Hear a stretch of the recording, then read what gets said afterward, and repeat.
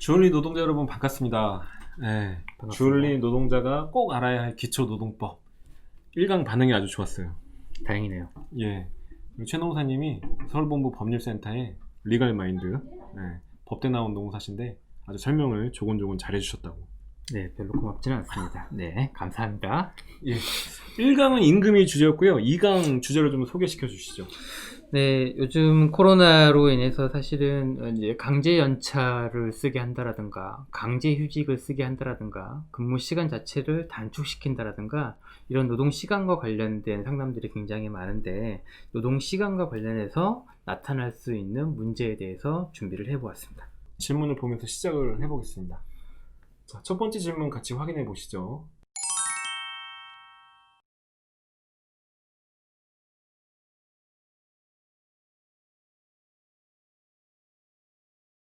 아주 자주 있는 질문이에요. 그 고용유지지원금이라는 게 코로나 터지면서 네, 정부가 이제 정책적으로 시행했던 제도라서 이 고용유지지원금하고 휴업수당 제도를 사실상 하나의 제도로 이해하시는 분들이 많으시더라고요. 네. 그 마치 이제 이런 방식인데, 휴업수당이라고 하는 것을 나중에 설명을 드리겠지만, 노동법에서 사용자가 휴업수당을 지급을 해야 하는데, 사업주가는 고용유지지원금이 안 나오면 마치 휴업수당을 지급할 의무가 없는 것처럼 이해하고 있는 경우가 있죠. 휴업수당 제도를 그럼 우선 좀 설명해 주시겠어요?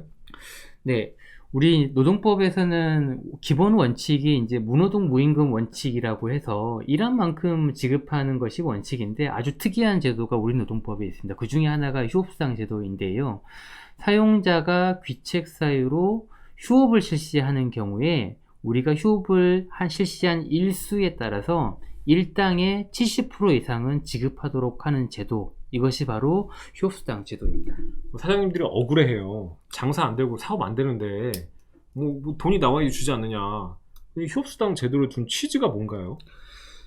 사용자 입장에서는 뭔가 사정이 어려워서 휴업을 실시할 수 있었겠지만, 휴업을 실시할 것을 고민했겠지만, 반대로 노동자 입장에서는 임금이라고 하는 것은 한 가정의 생계를 끌어나가는 원천이 되거든요.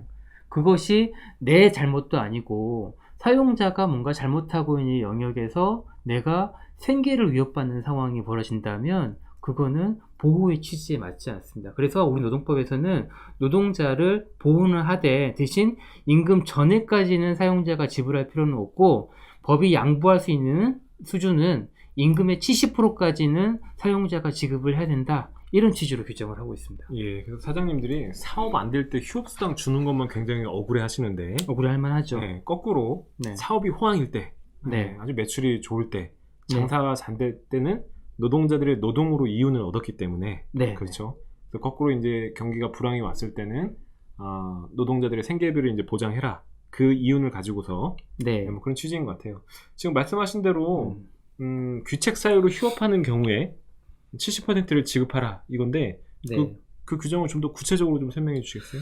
네, 이제 휴업의 원인이 사용자에게 귀책 사유가 있을 것, 이것이 이제 첫 번째 요건인데요. 그럼 귀책 사유가 뭐냐? 귀책 사유는 이제 사업주가 사업을 경영을 하면서 사업주가 뭔가 관리할 수 있는 범위 내에 있는 모든 사유, 이것을 사용자의 귀책 사유로 보고 있습니다. 예를 들어서 사업장에 화재가 났다. 아주 극단적인 얘기긴 합니다만, 사업주는 화재로 인해서 사업이 중단될 위험이 있을 것 같으면 화재를 예방할 조치를 충분히 했어야 됩니다. 또는 사업장에서 단전이 발생했다.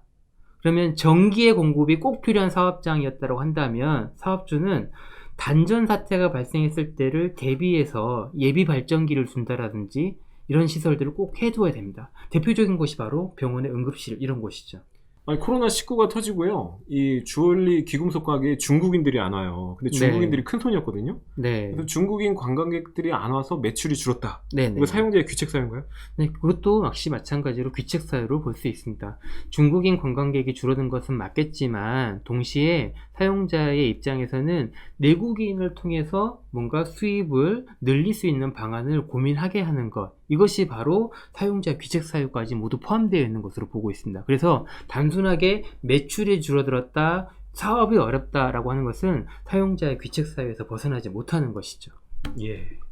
그런데 뭐 이제 그런 얘기들이 있더라고요. 휴업수당을 지급하는 경우는 그런 이제 범위가 넓은 얘기지만 네. 사용자의 귀책 사유일 때 해당하는 것이고 네. 사용자의 귀책 사유에 해당하지 않는 천재지변 같은 경우에 휴업수당을 지급하지 않아도 된다. 이런 얘기가 있던데 네네. 그건 어떤 의미인가요? 같이 보는 것이 천재지변 또는 전쟁사변 이런 경우입니다.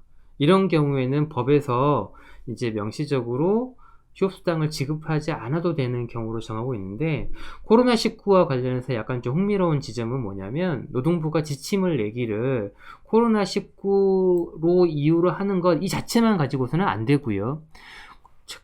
감염병 예방법에 따라서 사업장 폐쇄 조치가 이루어지는 경우가 있습니다. 확진자가 발생했을 때. 그렇죠. 네. 사업장 폐쇄 조치가 이루어진 경우에는 노동부가 천재지변과 준하는 사태로 봐서 휴업수당을 지급하지도 않아도 된다, 이런 기준을 내세우고 있기는 합니다. 하지만 이렇게 사업장이 폐쇄된 경우를 제외하고는 원칙적으로는 휴업수당에 대한 지급 의무가 있다, 이렇게 이해하시면 되겠습니다. 네, 매출이 줄었다, 뭐 경영이 어렵다, 이런 것들은 다 핑계가 되지 못한다. 네, 이런 그렇습니다. 거는 금기법에 의해서 휴업수당을 지급해야 되고 휴업수당 미지급도 처벌 대상이죠? 네, 처벌 대상입니다. 자, 그럼 고용유지지원금 제도는 어떤 건가요? 고용유지지원금은 이제 결국에는 고용보험에서 나오는 국가지원금입니다. 고용보험에서 나왔다는 얘기는 결국에 한 가지로 모아지거든요. 노동자의 실업을 방지하기 위해서 사용자가 일정한 조치를 하는 경우에 그때 나오는 지원금인데, 대표적인 경우가 해고를 회피하기 위해서 휴업을 실시하는 경우 고용유지지원금을 받을 수가 있습니다. 그런데 이 고용유지지원금은 그 국가에서 사용자에게 지급하는 것이고요. 휴업수당은 사용자가 노동자에게 지급하는 것입니다. 둘 사이의 관계를 보면요, 노동자의 입장에서는 사용자가 국가로부터 고용유지지원금을 받았는지 못 받았는지 상관없이 무조건 사용자로부터 휴업수당을 받아야 되는 것이죠. 그래서 지금 질문하신 것처럼 사용자가 국가에서 고용유지지원금을 못 받았다라고 하는 것은 휴업수당을 못 준다는 이유가 될 수가 없는 것이죠. 네. 근데 사실 좀 이런 상담 사례가 있어요. 고용유지지원금이 네. 일종의 눈먼 돈처럼. 네. 네. 그러니까 이제 뭐 설명하셨지만은 지금 현재 코로나19 이후에 고용유지지원금의 지급 조건이 뭐냐면은 네. 사용자가 휴업을 하고 네. 실제로 휴업수당을 지급했을 때, 네. 그때 이제 휴업수당의 뭐 70%에서 90%를 국가가 보조한다라는 거였는데, 네. 일은 똑같이 시키면서 네. 형식상으로만 휴업에 들어갔다라고 신고를 하고 네. 고용유지지원금을 받는 경우가 있더라고요. 이건 무슨 문제가 되나요? 그럼 너무 단순한 문제죠. 부정수급입니다. 부정수급은 대한민국 국민으로서 신고해야 되는 것이죠. 부정수급에 대해서 신고를 하게 되면 신고 포상금도 있습니다. 아하! 그 포상금을 떠나서 네. 일단 노동자분들이 그러한 사용자의 부정행위에는 동참하지 않는 게 가장 중요하겠습니다. 네, 맞습니다.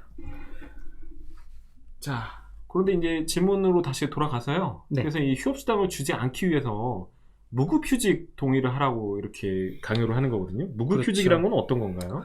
사용자가 우리가 일방적으로 휴업을 실시하면 원칙적으로는 노동법에 따라서 사용자가 휴업 수당을 지급해야 되는 것이 맞죠. 그런데 여기 지금 사례에서는 사용자가 휴업 수당 지급 의무를 회피하려고 노동자의 동의를 받아서 무급으로 휴직 기간을 갖겠다. 이건 마치 뭐냐면 노동자가 사용자에게 휴직을 신청을 하고 거기에 따라서 사용자가 승인을 해주는 방식을 취하겠다, 이런 방식이거든요. 이런 방식으로 그 휴직 기간을 무급으로 처리할 수는 있겠습니다. 다만 노동자의 실제 의사가 휴직을 하려고 하는 것이 아니라면 이것은 100% 휴업수당 지급 의무를 회피하기 위한 편법에 불과하다.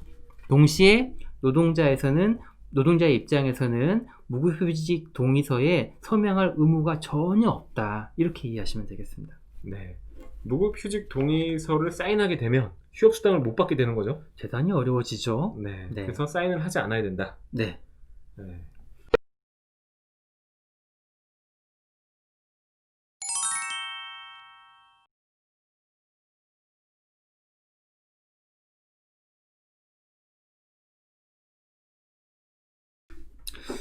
지금 보시면 이제 애초에 주 5일 근무제를 하면서 시급 10,000원이다라고 했을 때 월 209만 원을 받았는데 갑자기 코로나로 인해서 사정이 힘들다면서 근무 일수를 주 5일에서 주 3일로 바꾸고 바뀐 주 3일에 따른 수당만 지급하겠다. 그래서 209만 원이 아니라 훨씬 더 적은 125만 원만 지급하겠다. 이렇게 이제 사업장에서 결정한 사안인데요. 이렇게 지급해서 계산하는 것이 맞냐라는 질문입니다. 어떻게 보시나요? 예, 그러니까 뭐 질문 내용이 이제 이런 건데요. 차라리 아예 그냥 통으로 휴업을 해버리는 경우는 편해요. 그냥 200만 원 받고 있던 상황에서 한 달을 통으로 휴업한다 그러면은 뭐 70% 곱해서 140만 원 받는다. 네. 이런 식이니까 우리 노동자들도 계산하기 편한데, 네. 이런 식의 이제 근무 일수를 줄이는 경우가 많거든요. 네네. 근데 요거를 이제 우리가 법적으로는 부분 휴업이라고 할 수 있겠죠. 네. 전체적으로 휴업하는 게 아니라 부분적으로 휴업을 하는 건데, 결론적으로 말씀드리면은 요렇게 임금 계산을 하면 안 됩니다. 그럼 어떻게 해야 될까요? 일단은 저 125만 원이 어떻게 나왔는지를 간단히 설명드리면요. 시급이 1만 원일 때 주 40시간을 일하면 209시간을 곱해서 209만 원이 되거든요. 네. 저렇게 주 3일을 일할 때는 주 24시간을 일하기 때문에 주휴까지 비례해서 같이 축소가 되고요. 그 네. 시간을 곱해보면은 125시간이 나옵니다. 네. 네. 더 그냥 간단하게는요. 209만 원에다가 5일에서 3일로 줄었으니까 209만 원 곱하기 5분의 3을 해도 똑같이 125만 원이 나옵니다. 그러니까 네. 저거는 딱 일한 시간에 대해서만 임금을 지급하는 건데, 방금 우리가 살펴봤듯이 뭐 이런 시간에 임금 나가는 건 당연한 거고, 그게 아니라 사용자가 휴업을 한 그 기간에 대해서는, 시간에 대해서는 휴업수당을 줘야 되는 거기 때문에 네. 주 3일 외에, 일한 주 3일 외에 휴업을 한 주 2일에 대해서 추가적으로 휴업수당이 나가야 된다는 것이죠. 결국 간략하게 얘기하면 원래 주 5일 근무했다가 3일째로 바꾸면 나머지 이틀에 대해서는 휴업수당을 지급해야 된다. 이 말씀이시죠. 근데 이제 대부분의 경우에는 5일에서 3일로 줄었으니까 네네. 비례해서 삭감해서 3일치로 계산해서 지급하면 되는 거 아니냐, 네네. 이렇게 하는 건데, 그건 이제 100%분은 그렇게 받지만 네네. 강제적으로 휴업에 들어간 2일분에 대해서 휴업수당을 네. 계산해서 산정해야 된다. 네, 잘 이해했습니다. 자, 그런데 예를 들어서 네.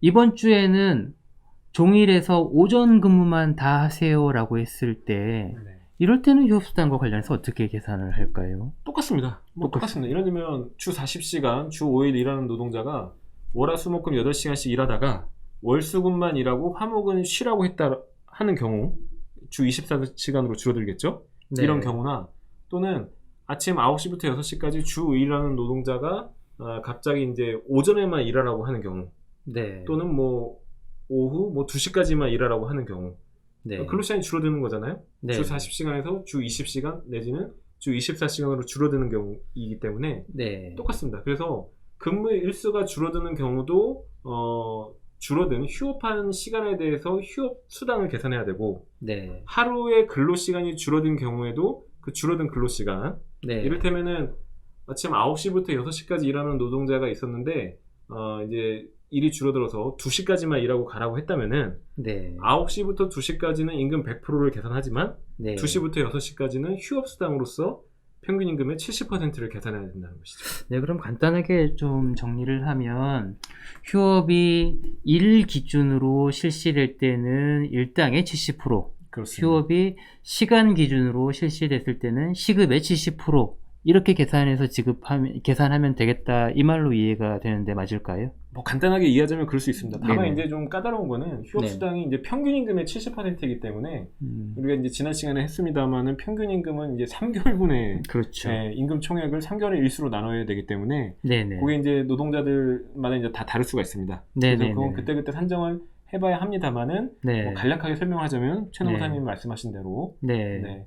부분 휴업이 일 단위로 이루어지는 경우는 일당의 70%, 네. 그다음에 시간 단위로 이루어지는 경우에는 시급의 70% 네. 이렇게 생각을 하시면 되겠다는 거죠. 어쨌든 주얼리 노동자 입장에서는 사용자가 일방적으로 근무 일수를 단축하게 된 경우에 거기에 대해서 임금에 대한 이제 삭감이 올 수밖에 없는데 이거는 기본적으로 위법하다, 부당하다 그렇습니다. 이렇게 그렇습니다. 인식을 가지고 네. 시작하는 것이 중요하겠네요. 자, 그런데 간혹 이런 경우가 있습니다. 사용자가 휴업을 실시하면서 노동자들로부터 휴업을 실시하는 거에 동의한다 이렇게 해서 서명을 받는 경우가 있어요. 이렇게 되면 휴업수당은 어떻게 되는 것인가요? 그건 아까 이제 최농호 선님이 다루셨던 질문에 관한 답변에서 이미 언급했던 내용인 것이죠. 네. 좀 풀어서 설명을 무급 해주시죠. 휴직에 동의했다는 것하고 다르지가 않습니다. 그러니까 휴업이라는 것은 사용자가 지시를 해서 일방적으로 시행을 하는 건데, 네. 그리고 그런 경우에는 휴업수당을 지급하라는 게 근로기준법인 건데, 근데 그게 아니라 이제 이 휴업 시간 이거에 대해서 임금을 지급하지 않겠다는 내용으로 노사가 동의를 해버리면은 네. 휴업수당 지급 의무가 없어지는 거죠. 저는 개인적으로는 굉장히 잘못된 법 해석이라고 생각을 해요. 네, 휴업수당은 저는 강행 규정이라는 것을 알고 그렇기 있습니다. 때문에. 네. 그러니까 예를 들면은 퇴직금은 강행 법규에서 반드시 줘야 되는 것이기 때문에 노사 당사자가 나는 퇴직금을 안 받겠습니다라고 사인해도 아무 효력이 없단 말이에요. 네. 그렇죠? 그래서 똑같은 맥락으로 휴업수당도 강행 법규, 강행 규정이기 때문에 나 휴업수당 안 받겠습니다. 무급으로 휴업하겠습니다라고 사인해도 네. 이 효력을 인정하면 안 된다라는 게 네. 저희 노동계에 있는 노무사들의 생각이죠. 그렇다면 우리 주얼리 노동자 입장에서는 간단하게 일단 사용자가 근무 시간을 단축하는 거, 근무 일수를 단축하는 거, 또는 이거랑 비슷한 방식으로 근무 형태를 조절을 하면서 뭔가 서명을 요구하면 일단 의심하고 보셔야겠네요. 그렇습니다. 예, 그래서 그리고 혼자서는 대응하기 힘들기 때문에 네. 노동조합과 상담을 받아보시고 노동조합을 통해서 지원을 받으시는 게 가장 좋겠습니다. 네, 이런 기준을 가지고 네. 보시면 되겠습니다. 좋은 답변 감사합니다. 네. 자, 여기까지 주얼리 노동자가 꼭 알아야 할 기초노동법 2강 노동시간 중에서 1편 무급 휴직과 휴업수당 편을 같이 살펴봤습니다. 2편 주제는 뭐죠? 네, 2편 주제는 연차 휴가에 대한 부분입니다. 네, 이 연차 휴가에 대해서 기본적인 부분에서부터 코로나랑 관련해서 특히 있을 수 있는 문제까지 함께 짚어보도록 하겠습니다. 예, 이어서 노동시간 2편 연차휴가 동영상에서 만나 뵙겠습니다. 네, 2편에서 뵙겠습니다.